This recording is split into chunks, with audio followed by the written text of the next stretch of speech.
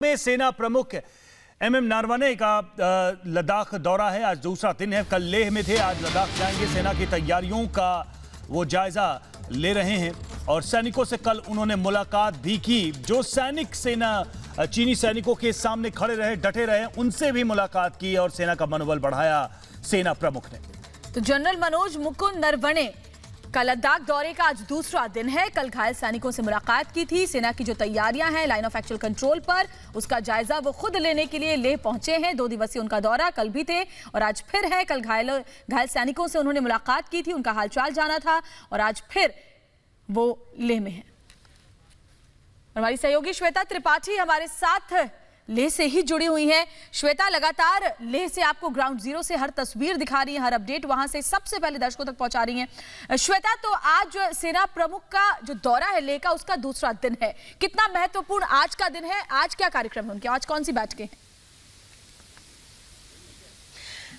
देखिए, लगातार एक बात बता दें आपको श्वेता, कल से हम देख रहे हैं कि यहाँ पर 14 कोर के जो ऑफिसर्स हैं, सैन्य अधिकारी हैं, उनसे कल सेना प्रमुख ने मुलाकात की थी, उनसे बातचीत उन्होंने की थी। और उसके अलावा वो जवान जो डटे रहे थे 15 जून की रात को, जिन्होंने चीनी सैनिकों का सामना किया था, वो जो जख्मी जवान हो गए थे, उनसे भी वो मिलने के लिए गए थे। और इस वक्त आपको बता दें कि LAC के पास जो स्थितियाँ हैं उनको बहुत करीब से समझा और जाना जाएगा, समीक्षा की जाएगी, क्योंकि हमें अपनी तरफ से तैयारियों की बहुत ज़रूरत है। क्योंकि चीन जो पीछे तो ज़रूर हटा है, चीन जो ये कह रहा है कि ठीक है, लाइन ऑफ एक्चुअल कंट्रोल पर जो पहले की स्थितियां थी, 2 महीने पहले की जो स्थितियां थी, वही बरकरार होंगी। लेकिन सवाल तो ये है कि चीन की बातों पर कितना भरोसा किया जाए, और इसीलिए हमें अपनी तैयारियों को पुख्ता करने की जरूरत है।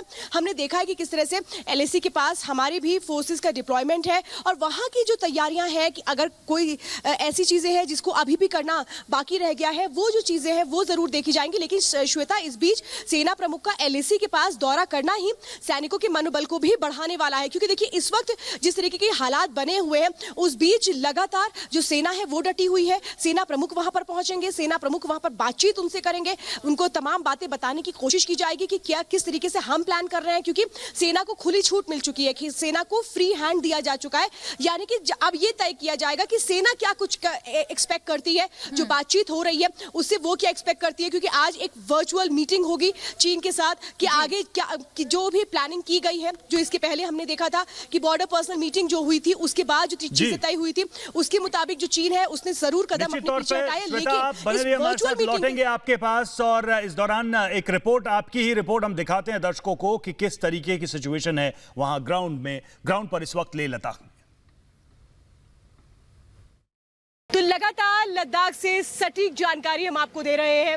ग्राउंड रिपोर्टिंग के जरिए यहाँ जो हलचल है वो बताने की कोशिश कर रहे हैं, और आप देख पा रहे हैं किस तरह से हम हर एक चीज को यहाँ से आपको विस्तार से तस्वीरों के जरिए बता रहे हैं। क्योंकि देखिए, हम जिस इलाके में इस वक्त मौजूद हैं, यहाँ से कुछ किलोमीटर की दूरी पर ही LAC है, जहाँ पर वो तमाम हलचल देखने को हमें मिल रही है, जहाँ पर हमारी भारी संख्या में सेना की तैनाती है, जहाँ पर हमारे फाइटर जेट्स की तैनाती है। और ये तस्वीरें मुस्तैदी की तस्वीरें हैं, जो बताती है कि कैसे हमारी वायुसेना तैयार है, हमारे सैनिक तैयार हैं, और वही जो चीजें हैं वो हम पल पल आपको दिखा रहे हैं। और चीन को समझ जाना चाहिए कि ये जो भारत है ये जवाब देने में यकीन करता है। और ये देखिए, इसका ही एक नतीजा भी है कि जो चीन है उसने माना है कि उसका भी कमांडिंग ऑफिसर मारा गया।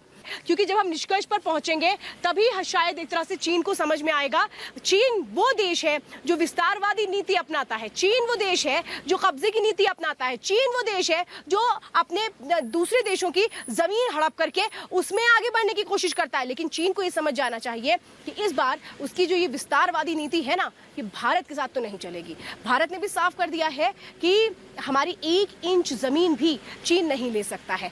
ये जो लद्दाख है, इसके लिए कहा जाता है ये लैंड ऑफ पीस है, यानी कि शांति की जमीन है ये। यहाँ के जो लोग हैं वो भी बहुत शांति प्रिय है, और वो भी अमन चैन को पसंद करते हैं। वो ये कहते हैं कि जो युद्ध है वो किसी भी समस्या का हल नहीं होता है।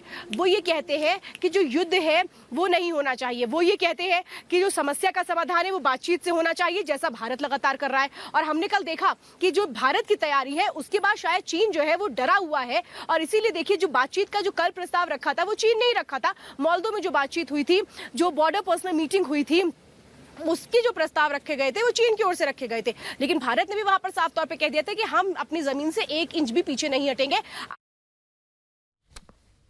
इसके पहले थी, जो झड़प के पहले थी। अब इसके बाद चीन ने कहा तो है कि थोड़ा वक्त के बाद वो लगेगा और उसके बाद वो अपने सैनिकों को वहां से पीछे हटा लेगा, लेकिन सवाल ये है कि जो चालबाज चीन है इस पर कितना यकीन किया जाए, क्योंकि चीन ने हमेशा ही भारत की पीठ पर, हमारे हिंदुस्तान की पीठ पर छुरा ही भोंका है। जो आप घाटियां देख रहे हैं, ये जो घाटियां हैं, यहीं से जो चीन है इनका ही फायदा उठाने की कोशिश करता है, और इस बार जो चीन ने गलती की है उसको परिणाम जल्द भुगतना पड़ेगा।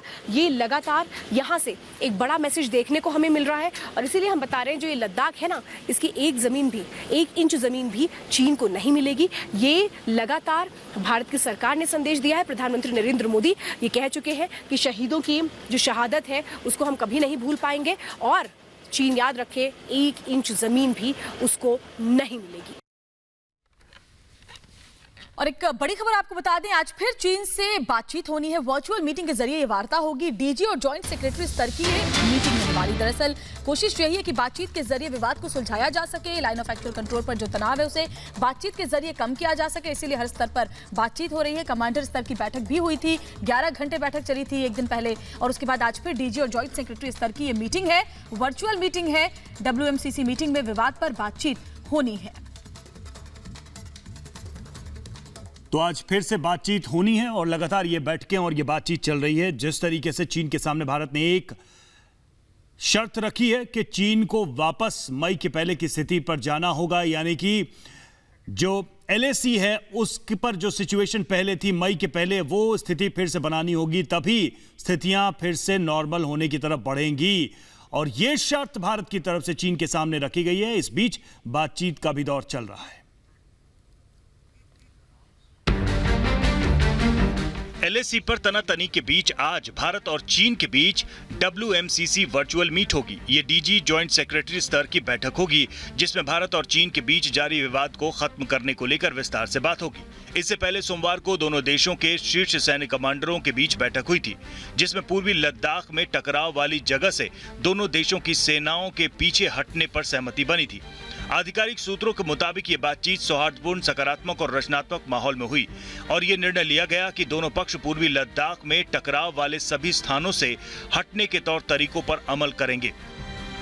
सोमवार को भारतीय पक्ष ने 14वीं core commander lieutenant general Harinder Singh की अगुवाई में और चीनी पक्ष में तिब्बत सैन्य जिला कमांडर मेजर जनरल ल्यूप लिन की अगुवाई में करीब 11 घंटे की बातचीत हुई।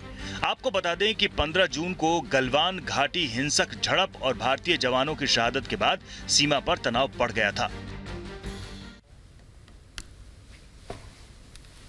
तो तनाव के बाद अब ये वार्ता, सबसे बड़ी बात यह है कि चीन की जो मंशा है वो भारत समझता है, और भले ही बातचीत हो रही हो लेकिन अब भरोसे की स्थिति नहीं रही है।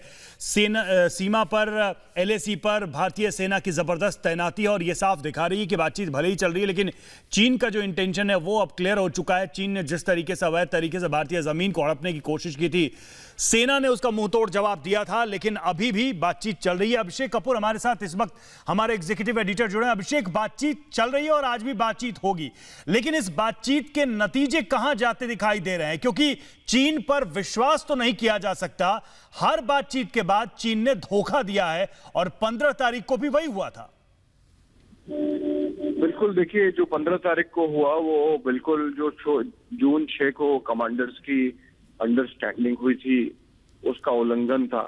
और फिर से हमने बात की है, परसों हमारे कमांडर लेवल्स की टॉक हुई है और उसमें भी फिर कुछ अंडरस्टैंडिंग हुई है, और उस अंडरस्टैंडिंग को और डिटेल में सुलझाने के लिए बेसिकली अब निर्णय ये करना है कि चाइना किस दिन कहां से क्या स्ट्रक्चर हटाएगा, किस दिन कहां से कितना पीछे जाएगा, फिंगर एरिया में या गलवान वैली में, तो उसके बारे में चर्चा होनी है। अभी मिलिट्री टॉक्स हो गई हैं और अब कूटनीतिक बात होगी। जॉइंट सेक्रेटरी और वो चाइना के काउंटर पार्ट के बीच में, जॉइंट सेक्रेटरी ईस्ट है हमारे रवि श्रीवास्तव, और चाइना के जो उनके काउंटर पार्ट होंगे उनके साथ।